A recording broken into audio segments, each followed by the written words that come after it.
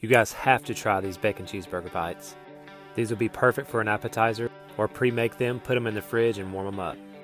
The full ingredients will be at the end of the video.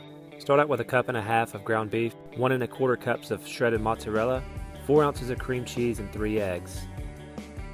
Then add in a cup of almond flour and mix that real well. Then scoop them out into a cookie sheet and top with some chopped bacon. Then place them in the oven at 350 for about 30 minutes. These were great dipped in sugar-free ketchup, ranch, or even mustard. Check the link in our bio for a recipe group on Facebook. Today we're going to make this homemade Chick-fil-A chicken sandwich. Start off with 2 chicken breasts. Take it with your hand, press it down, and carefully slice it in half. Take each chicken breast, wrap it in plastic, smash it down. Put each piece of chicken into the Ziploc bag. Next, pour pickle juice into the bag, about 1/2 cup. Refrigerate for 30 to 60 minutes. In a medium bowl, add 1 cup of flour, 1/2 teaspoon of baking powder, 1 teaspoon of ground black pepper, 1/2 teaspoon of paprika, 1/2 teaspoon of chili powder, 1/2 teaspoon of salt. Whisk this up. In a separate bowl, 1/2 cup of milk, 1 large egg. Take your chicken out, and we're going to dip it in the egg wash, then into the flour mixture.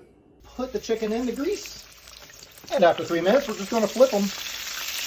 Now just put it all together. Take your chicken, spread our special sauce or mayonnaise, 2 pickles. Now it's time for the taste test. I'm going to show you an easy casserole recipe that everyone will love. Preheat your oven to 350. Get some Italian hot sausage and slip them out of the casing. Then you're going to brown your sausage and don't mind him, that's Buster and he's my sous chef. A dozen eggs, a splash of milk, beat the eggs and put them in a buttered baking dish.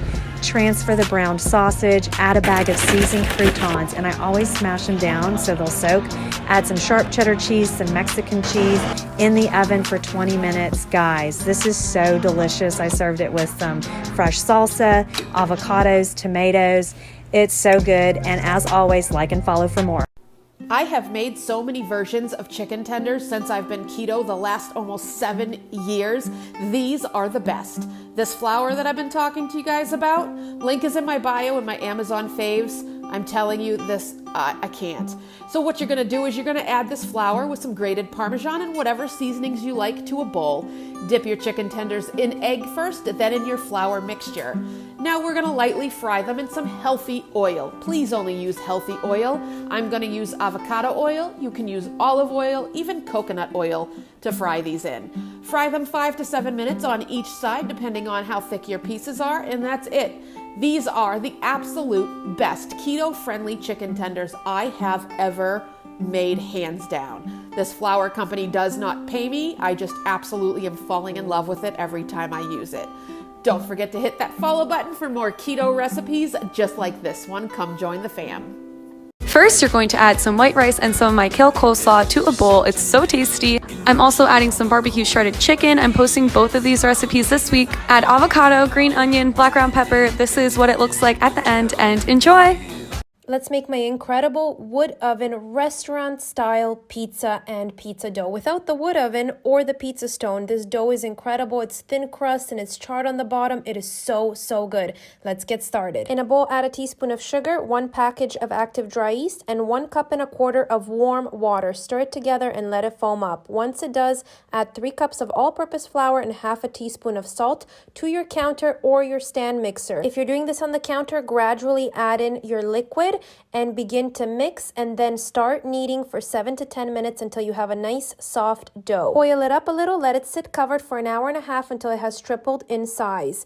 Punch it down once it has and separate it into 4 equal pieces and roll them out. You're going to have 4 individual size pizzas. Heat up a pan really well on the stove and add in your pizza. Add in your toppings of choice, and once it's charred on the bottom, transfer it onto a baking sheet with parchment paper. Pop it in the oven under broil. Keep an eye on it. Enjoy. So I decided to make another Kale Bake. They're so good, I just keep making them. This one I did just a little bit different. After adding kale to a bowl, you'll add your vegan mayo, garlic powder and onion powder, a little rosemary, a little thyme and sage, red pepper flakes, and salt and pepper. Give it a good mix until it's all coated. Pop it in the oven on 400 for 5 minutes. And now for the topping. Some panko, nutritional yeast, plant-based Parmesan, and just mix it up. and then add it to the top, then back in the oven. On broil 2 to 3 minutes, and there you go. Have you ever tried a Mexican tostada? Start with the cheese shell and pat the excess grease. Add your sour cream. You're going to spread that. Add your shredded lettuce. Then we add the Mexican ground beef with peppers, and the recipe is coming. Next, we add some fresh avocado. Just spread that out. Now we add our pepper, a little bit of salt. Then you finish it off with homemade salsa, and you have the best Mexican tostada. My boyfriend makes the best steak frites, and I'm sharing some of his secret tips with all of you, and Gordon Ramsay would be so impressed, and this is how it's done. First thing you want to do is reverse sear the steak. This is putting the steak in the oven, and I have more details about this on my Instagram, website, and YouTube. We cook the steak on a skillet, and we baste it in some butter, garlic, and thyme. Then we're going to thinly slice the potatoes. We're going to boil them for 15 minutes, then blanch them, place them in the air fryer with some olive oil and salt, and there you have it. Full recipe on my Insta. Enjoy. Y'all, this brisket, I'm telling you, it's going to be a new crockpot favorite. Trim excess fat and sprinkle on salt, pepper, and barbecue seasoning. Make sure to press firmly and season all sides. I keep a bit of fat on the backside for flavor and tenderness. Place on a full-line baking sheet rack and bake uncovered at 425 for 30 minutes. To a crock pot, whisk together broth, barbecue sauce, Worcestershire sauce, soy sauce, and liquid smoke. Transfer the brisket to the crock pot, cover and cook on low 7 to 8 hours, flipping over halfway through the cooking time. Pierce with a fork, and if the brisket doesn't have a tender pull, cook an additional 1 to 2 hours. Line a baking sheet with foil, brush with barbecue sauce, broil 5 minutes, gently flip, brush with barbecue sauce again, and broil 5 minutes more. Transfer to a cutting board, rest 5 minutes. Whew. Let's just soak this in. Slice against the grain or give it a chop all over. Are y'all drooling yet? Now, I love me some smoked brisket, but I'm telling you, the crock pot version is so good. Serve with additional barbecue sauce and your favorite sides. Since I couldn't eat the shrimp, I had to make myself some Baja-style fish tacos. Honestly, I'm not the biggest seafood person, but these came out better than I expected. Alright, so step 1 is always to prep your garnish and toppings. Follow the step to make your own avocado crema at home. I honestly love this more than guacamole. Then you want to marinate your fish. I'm using cod, but you could use any white fish or honestly any fish that you like. And the marinade is pretty similar to the one I used for the shrimp earlier. Now you want to refrigerate this for a few hours. Then you want to make your batter right before you're ready to fry these fish. You want to make sure all the sides are coated and fry until you have a deep golden brown color. And again, we're ready for my favorite part, the setup. On goes the avocado crema, the fish, tomato, cabbage, onion, jalapeno, cilantro, and fresh cotija cheese. Then drizzle some honey sriracha mayo and you're ready to serve. Oh my god.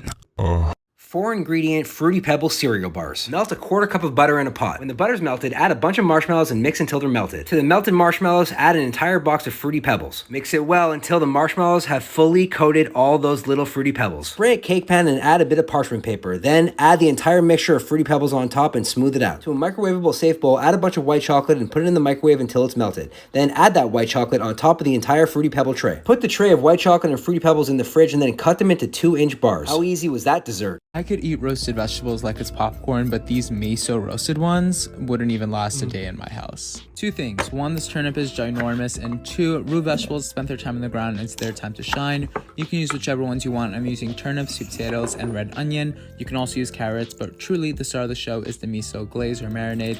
It's basically miso, vinegar, a ton of warming spices, and maple syrup to help add some sweetness. 2 key tips for perfect roasted vegetables is to toss it with a ton of oil. I like using avocado because it's neutral in taste, and then tossing the vegetables with the marinade. And then a second tip is no overcrowded pans. It'll lead to soggy vegetables. Go ahead and roast it for 30 to 40 minutes, flipping it halfway. Toss with the maple miso glaze. The recipe is on my website. And then go ahead and top with extra glaze, some cilantro, some sesame seeds, and dive in. I'm gonna show you how to make homemade cookie butter that's actually good for you. Pour a bunch of roasted cashews into the blender.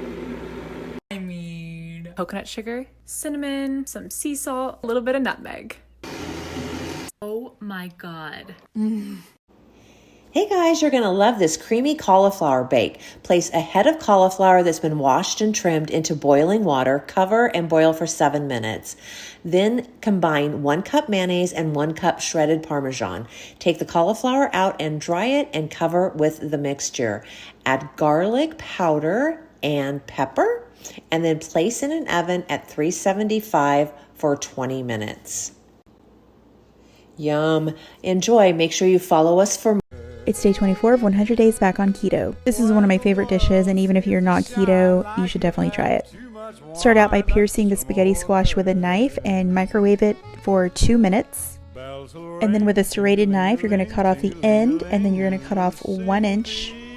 Remove the seeds and guts with a spoon. It should look like this when you're done. Continue cutting it into 1 inch slices. At the end, you probably need to do it this way to be safe.